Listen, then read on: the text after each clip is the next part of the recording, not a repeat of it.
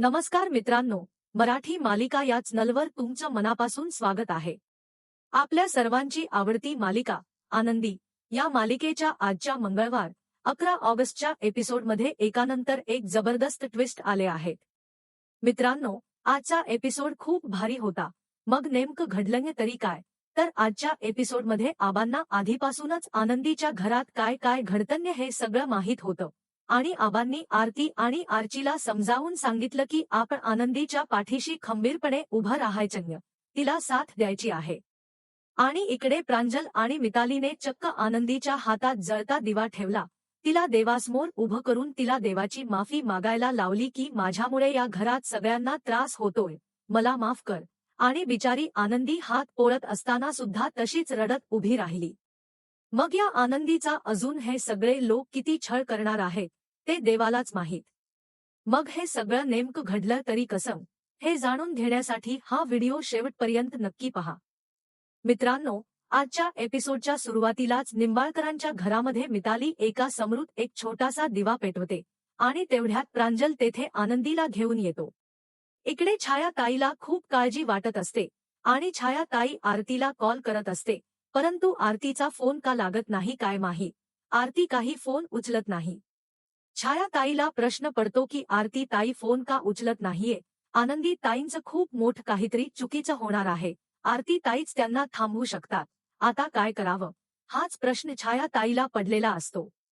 आणि इकडे प्रांजल मात्र भलताच खुश होतो आणि मिताली छाया ताईला आवाज देते, छाया ताई लवकर बाहेर या. छाया ताई म्हणते, हो आले. छाया आपला मोबाईल तेथे किचनमध्ये ठेवते आणि बाहेर येते. मग प्रांजल आनंदीचा हात धरून पुढे घेऊन येतो आणि म्हणतो, आनंदी तयार आहेस ना तू केलेल्या चुकांचं प्रायश्चित्त करायला? आनंदी हो म्हणते. आणि मग प्रांजल म्हणतो, आज तुला तुझ्या चुकांची शिक्षा मिळणारच, तुला ती भोगावीच लागणार. हा प्रांजल एक नंबरचा विचित्र स्वभावाचा, बालिश आणि कमी समजूतदार मुलगा. अतिशय तुच्छ नजरेने तो आनंदीकडे पाहतो. छाया ताई ही आनंदीला म्हणते, आनंदी ताई तुम्ही काय करताय, प्लीज असं काही करू नका. पण ती दुसरी कठोर स्वभावाची बाई शिल्पा चिडून म्हणते, अरे छाया तू गप्प बस, जास्त बोलू नकोस. आणि तिसरी मिताली म्हणते, छाया ताई तिच्या हातात हा जळता दिवा ठेवा. छायाला मोठा धक्काच बसतो. छाया खूप घाबरते आणि प्लेटसहित आनंदीच्या हातामध्ये हा जळता दिवा ठेवत असते. तर प्रांजल म्हणतो, अगं छाया ताई काय करताय, प्लेट वगैरे काही नको, थेट हा दिवा ठेवा त्या आनंदीच्या हातामध्ये, तरच तिचं प्रायश्चित्त होईल. छायाची हिंमतच होत नाही. बिचारी आनंदी तशीच उभी असते. आणि शिल्पा म्हणते, प्रांजल खूप भारी काम करतोस तू. आज या आनंदीला कळेल की या घरातील माणसांना त्रास दिल्याचा काय परिणाम असतो. आणि निंबाळकरांच्या घरात आलीय तर हातावर जळता निखारा तर राहणारच, ते सुद्धा तिला कळेल. शिल्पा ही छायाला सांगते, छाया ठेव तिच्या हातामध्ये हा जळता दिवा. परंतु छाया खूप दुःखी होते आणि हा दिवा काही ठेवत नाही. आनंदी म्हणते, छाया ताई हा दिवा ठेवा माझ्या हातामध्ये. आणि मग छाया नाईलाजाने खूप दुःखी होऊन आनंदीच्या हातामध्ये हा दिवा ठेवते आणि आनंदी हातात हा दिवा घेऊन देवासमोर उभी राहते. प्रांजल, मिताली, शिल्पा खूप खुश होतात. विचित्र समाधानाची स्माईल त्यांच्या चेहऱ्यावर असते. आणि मग प्रांजल म्हणतो, म्हण आता माझ्याकडून चूक झाली देवा, मला माफ कर. आणि असंच म्हणत येथे उभं राहायचं, प्रायश्चित्त घ्यायचं. मिताली आणि शिल्पा हसू लागतात आणि बिचारी आनंदी डोळ्यात पाणी आणून हातात हा जळता दिवा घेऊन देवासमोर उभी राहते आणि म्हणते, देवा मला माफ कर, माझी चूक झाली, देवा मला माफ कर, माझी चूक झाली, असंच ती बोलत असते. आणि इकडे आबा जाधवांच्या घरी आरती आणि आर्ची मालक साहेब आणि आनंदीसाठी आणलेले शाल साडी पाहत असतात. तेवढ्यात आबा तयार होऊन येतात आणि म्हणतात, चला रे पोरींनो, जायचं आपल्याला मालक साहेबांच्या घरी. पण आरती आणि आर्चीला आबांना काही कळू द्यायचं नसतं. त्यामुळे आरती म्हणते, आबा तुम्ही आत्ताच बाहेरून आलात ना, लगेच कशाला जाताय, थोडा आराम करा. आणि मी तर म्हणते आपण नको जायला, उद्या मी फॅक्टरीत जाणार आहे, तर मी पृथ्वीकडे हे देईन आणि पृथ्वी घरी देऊन टाकेल, तुम्ही नका जाऊ, आपण नको जायला. आणि आबांना लगेच समजतं की काहीतरी गडबड आहे. आबा विचारतात, काय झालं पोरींनो, तुम्ही मला आनंदीच्या घरी जाऊ नका असं सांगण्याचा प्रयत्न करताय, मला थांबवताय. नेमकं काय झालंय? आरती आणि आर्ची खूप घाबरतात. आता आबांना काय सांगायचं की निंबाळकरांच्या घरी काय झालंय, हाच प्रश्न त्यांना पडतो आणि या दोघी गप्प बसतात. तर आबा म्हणतात, निंबाळकरांच्या घरी खूप मोठं भांडण झालंय, हे मला माहित नाहीये असं तुम्हाला वाटतंय का? आरती आणि आर्चीला मोठा धक्काच बसतो की आबांना हे कसं कळलं. आणि आर्ची विचारते, आबा तुम्हाला कसं कळलं हे सगळं? आबा सांगतात, पोरींनो, निंबाळकरांच्या फॅक्टरीत 40 वर्षांपासून काम करतोय मी आणि मला सगळं माहीत असतं. शिर्केंनी मला कालच फोन करून सांगितलं की निंबाळकरांच्या घरी किती मोठं भांडण झालंय, कशामुळे झालंय आणि कुणामुळे झालंय. आरती आणि आर्ची खूप दुःखी होतात. आबा त्यांना समजावून सांगतात, पोरींनो, तुम्हाला असं वाटतं तुमचा हा आबा आता म्हातारा झाला आहे, त्याला हा धक्का सहन होणार नाही.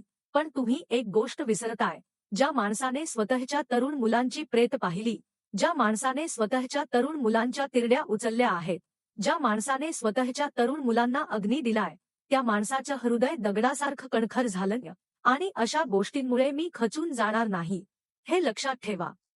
आरती आणि आर्ची रडू लागतात.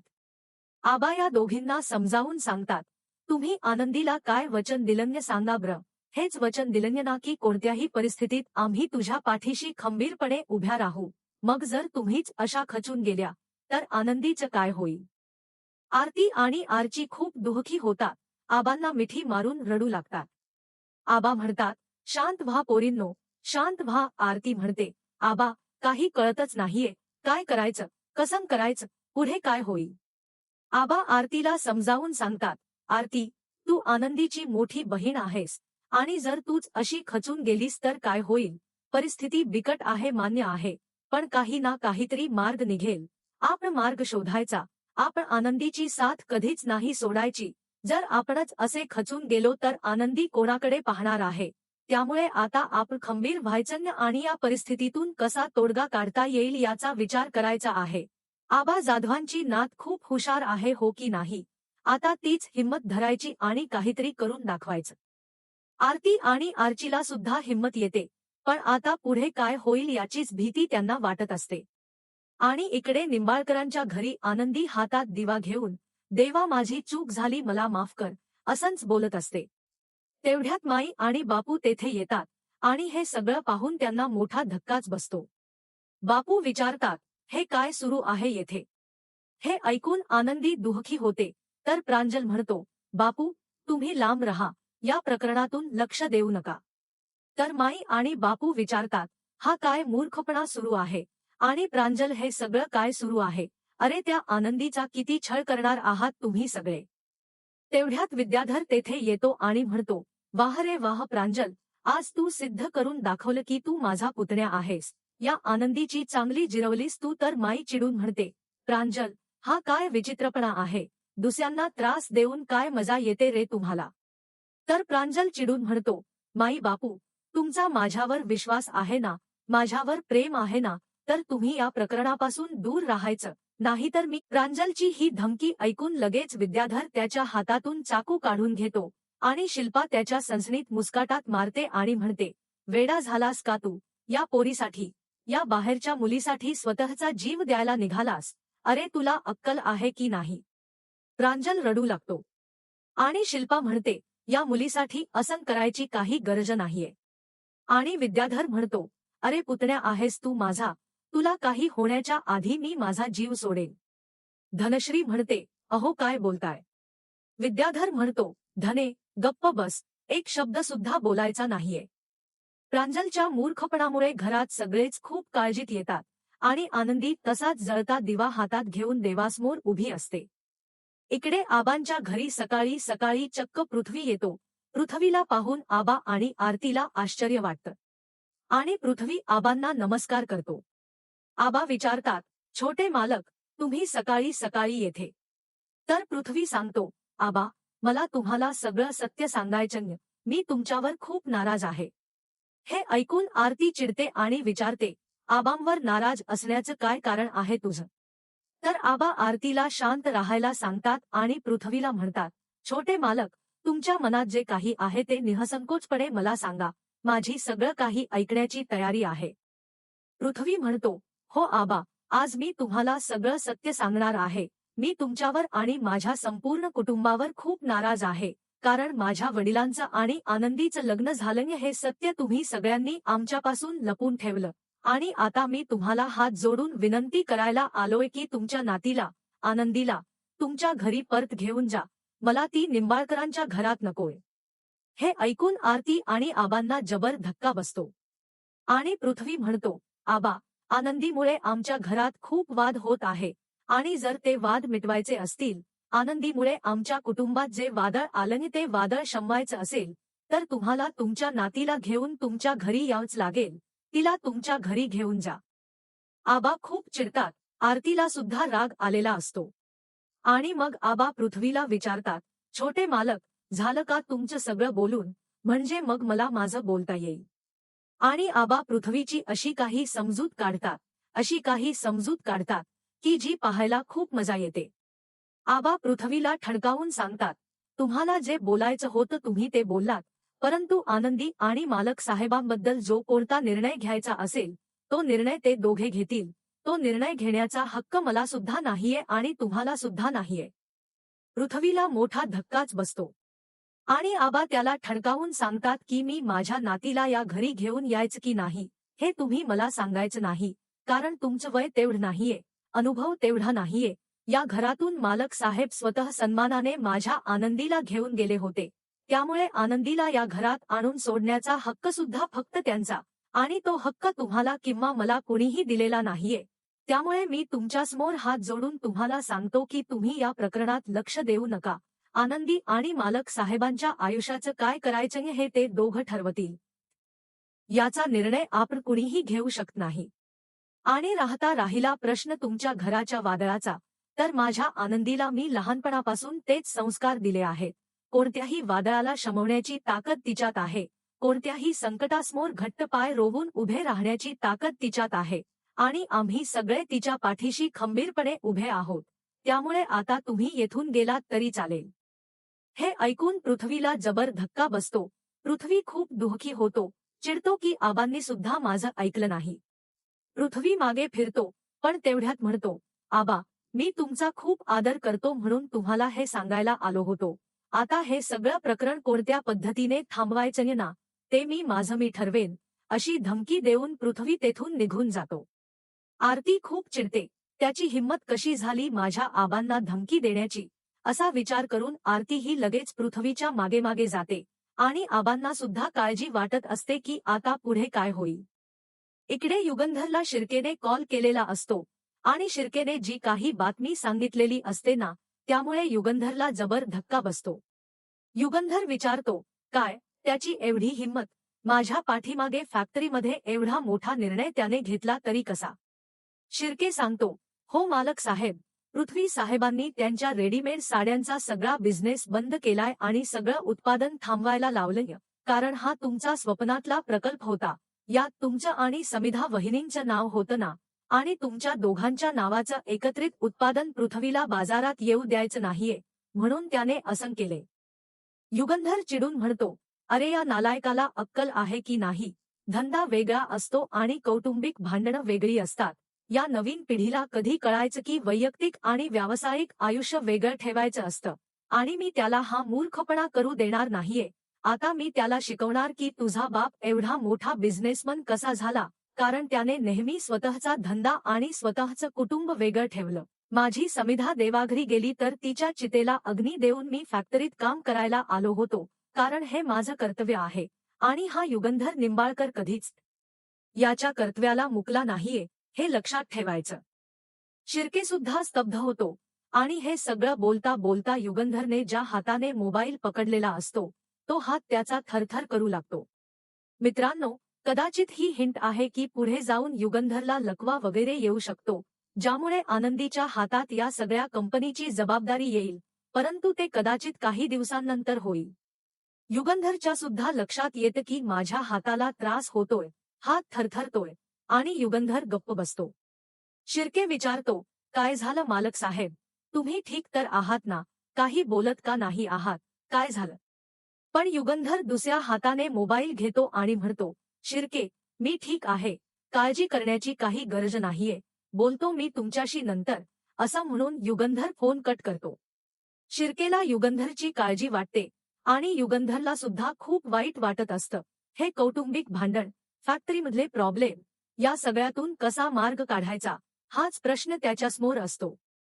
इकडे पृथ्वीला आरती अडवते आणि पृथ्वीला जाब विचारते, तू स्वतःला समजतोस तरी काय, तुझी हिंमत कशी झाली माझ्याच घरी येऊन माझ्या आजोबांना वाटेल तसं बोलण्याची, त्यांना धमकी देण्याची, की तुमच्या मुलीला तुमच्या घरी परत घेऊन जा. पृथ्वी, तू जितका चिडलास ना, त्याच्यापेक्षा अगदी 2 मिनिट विचार केला असतास ना, की तुझ्या वडिलांनी माझ्या बहिणीशी लग्न का केलं, तरी तुला सगळं समजलं असतं. पण स्वतःचा इगो इतका मोठा झालाय तुझा, की तुला दुसऱ्यांचं वागणं काहीच कळत नाहीये. तुझ्या वडिलांनी आनंदीशी लग्न फक्त तिची अब्रू वाचवण्यासाठी केलं होतं आणि तेव्हा त्यांनी समाजाचा विचार नाही केला, की लोक काय म्हणतील, नावं ठेवतील, याचा विचार त्यांनी नाही केला, कारण तेव्हा त्यांना फक्त स्वतःचा शब्द महत्वाचा होता, आनंदीचा स्वाभिमान महत्वाचा होता. कुठे तुझे वडील आणि कुठे तू? अरे त्यांचा मुलगा आहेस तू, यावर सुद्धा मला कधी कधी शंका येते. मला तुझ्या वडिलांचा अभिमान वाटतो, पण तुझी तेवढीच लाज वाटते. हे सगळं ऐकून पृथ्वी खूप दुःखी होतो आणि आरती त्याला ठणकावून सांगते, तू जे काही करतोस ना, ते अतिशय चुकीचं करतोस. इकडे छाया पुन्हा पुन्हा आरतीला कॉल लावत असते, पण फोन आरतीच्या हातात असताना सुद्धा तिला काही कळत नाही. कदाचित तिचा फोन सायलेंटवर असेल. आणि इकडे छाया पुन्हा पुन्हा फोन करत असते, त्यामुळे तिचा फोन बंद होतो. आता काय करायचं हाच प्रश्न छायाला पडतो. आणि इकडे आरती ही पृथ्वीला ठणकावून सांगते, आता एक गोष्ट लक्षात ठेवायची, माझी बहीण आनंदी तुझ्या घरातून बाहेर निघणार नाहीये. निंबाळकरांचं घर ती सोडणार नाही. ती निंबाळकरांच्या घरातच राहणार आणि निंबाळकरांच्या लोकांचं, निंबाळकरांच्या कुटुंबाचं आणि संपूर्ण गावक्यांचं मन ती जिंकून राहणारच, एवढं लक्षात ठेव, असं म्हणून आरती रागारागाने तिथून निघून जाते. त्यामुळे पृथ्वीला सुद्धा खूप राग येतो. आता कोण खरं बोलतंय, कोण खोटं बोलतंय, कोणाची बाजू घ्यायची, हाच प्रश्न त्याला पडतो. आणि इकडे आरती घरी परत येते. तिचं लक्ष मोबाईलवर जातं, तर छायाचे 5 मिस्ड कॉल आले हे तिला दिसतं आणि ती छायाला कॉल बॅक करते, पण छायाचा फोन बंद झाल्यामुळे आरतीचा फोन काही लागत नाही. आणि आरती विचार करते, छाया ताईंनी 5 मिस्ड कॉल केले आणि आता त्यांचा फोन बंद येतोय, मी नसताना तिकडे काही घडलं तर नसेल ना, अशी भीती आरतीला वाटते. आणि इकडे छाया माईजवळ येऊन म्हणते, माई, काहीतरी करा, आनंदी ताईंना किती त्रास होतोय. माईला सुद्धा खूप वाईट वाटत असतं आणि माई चिडून म्हणते, अरे, काही माणुसकी आहे की नाही तुमच्यामध्ये, बंद करा हे सगळं. तर प्रांजल म्हणतो, माई, तू यामध्ये पडू नकोस. इकडे बिचारी आनंदी ही तिचा हात पोळत असतो, भाजत असतो म्हणून वेदनेने तडफडत असते. आणि माई म्हणते, अहो, तुम्ही तरी काही बोला, या घरात एकाही व्यक्तीमध्ये माणुसकी राहिलेली नाहीये, तुम्ही तरी काही करा आणि कुणीतरी वाचवा माझ्या आनंदीला. माई रडू लागते, बापूसुद्धा दुःखी होतात आणि हा हट्टी प्रांजल विचित्र हास्य करत असतो. तेवढ्यात आरती तेथे येते आणि आनंदीची ही अवस्था पाहून तिला जबर धक्का बसतो. आरती ही आनंदीला वाचवायला पुढे जाते, तर मिताली आणि प्रांजल तिला थांबवतात. आरती म्हणते, अगं आनंदी, हे काय करतीयस, सोड, फेक तो दिवा, किती त्रास होतोय तुला, तुझ्या हाताला भाजतंय ना. आनंदी स्वतःला त्रास करून घेऊ नकोस.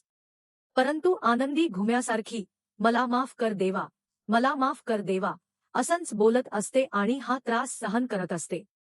पण त्या क्षणी कुणीतरी तिच्या हातातून हा दिवा उधळून लावतो, सगळ्यांना मोठा धक्काच बसतो आणि चक्क हा व्यक्ती दुसरा तिसरा कुणी नसून पृथ्वी असतो.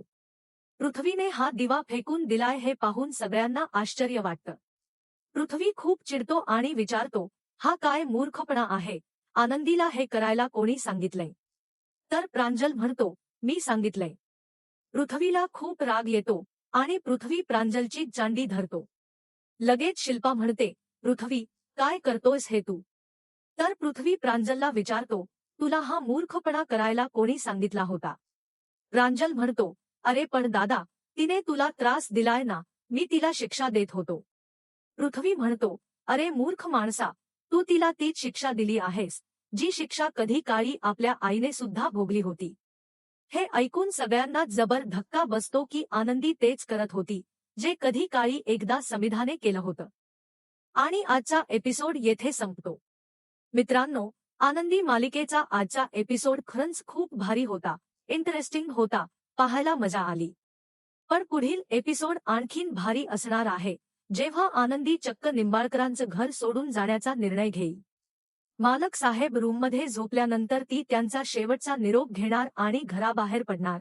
पण घराबाहेर पडल्यानंतर तिच्या साडीचा पर तुळशीला अडकणार, म्हणजे तुळशी माय तिला थांबवतीय असं होईल. तर मित्रांनो, तुम्हाला सुद्धा आजचा एपिसोड आवडला ना? नक्कीच कमेंट करून सांगा. आणि आनंदी या मालिकेचे असेच नवीन नवीन एपिसोड, नवीन नवीन अपडेट सर्वात आधी पाहण्यासाठी मराठी मालिका या चॅनलचा व्हिडिओ लाईक करा, शेअर करा, चॅनलला सबस्क्राईब करून बेल आयकॉनवर क्लिक करा, म्हणजे या मालिकेचे नवीन नवीन एपिसोड तुम्हाला सर्वात आधी पाहायला मिळतील. खूप खूप खूप धन्यवाद.